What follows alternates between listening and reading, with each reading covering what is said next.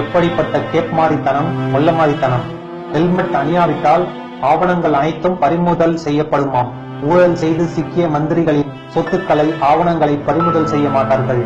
பல மாடி கட்டிடங்கள் இடிந்து பல பேர் பலியாகினாலும் கட்டுவதற்கு உரிமம் கொடுத்த அதிகாரிகளின் ஆவணங்களை பறிமுதல் செய்ய மாட்டார்கள்.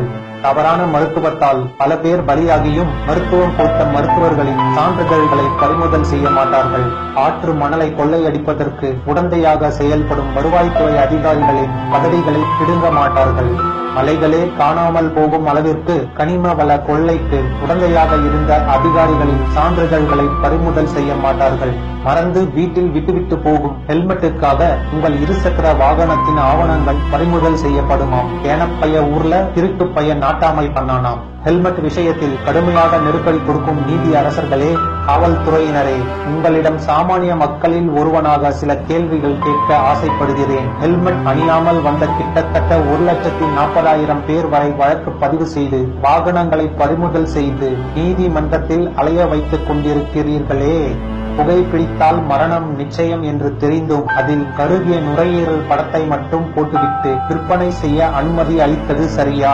குடிப்பழக்கம் உயிருக்கும் வீட்டுக்கும் நாட்டுக்கும் கேடு என்று அச்சிட்டுவிட்டு அதை அரசாங்கமே விற்பனை செய்வது நியாயமா?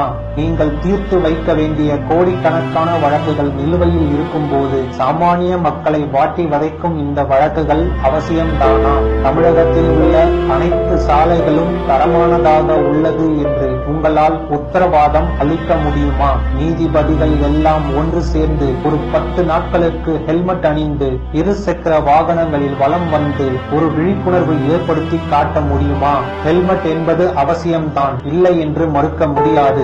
அது நெடுந்தூரம் பயணங்களில் நெடுஞ்சாலைகளில் செல்பவர்களுக்கு பொருந்தும். 20-30 கிலோமீட்டர் வேகத்தில் செல்லும் நகரவாசிகளை ஏதோ குற்றவாளிகளை பிடிப்பது போல் விரட்டி பிடிப்பதுதான் உங்களுடைய விருப்பமா? சமீபத்தில் ஹெல்மெட் அணியாத ஒருத்தரை ஒரு காவலர் விரட்டி அந்த இருசக்கர ஓட்டுநர் விபத்தில் சிக்கி பலியானார்.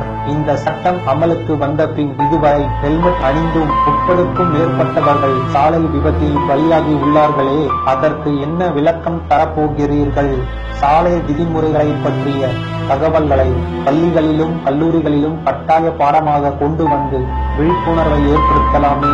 ஹெல்மெட் அணிவதால் சிலருக்கு வியர்வை, அலர்ஜி, தலைவலி, முடி கொட்டுதல், புண் போன்ற பிரச்சனைகள் ஏற்படுகிறது. கொலை, கொள்ளை, கழிப்பை செய்யும் சமூக விரோதிகளுக்கு சாதகமாக அமைகிறது. ஹெல்மெட் அணிவதின் அவசியத்தை மட்டும் வலியுறுத்திவிட்டு போகலாமே.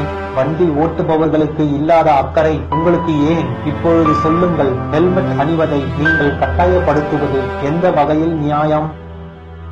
இந்த பதிவை ஏற்றுக்கொள்பவர்கள் முடிந்த அளவுக்கு ஷேர் பண்ணுங்கள். துளி டியூப்.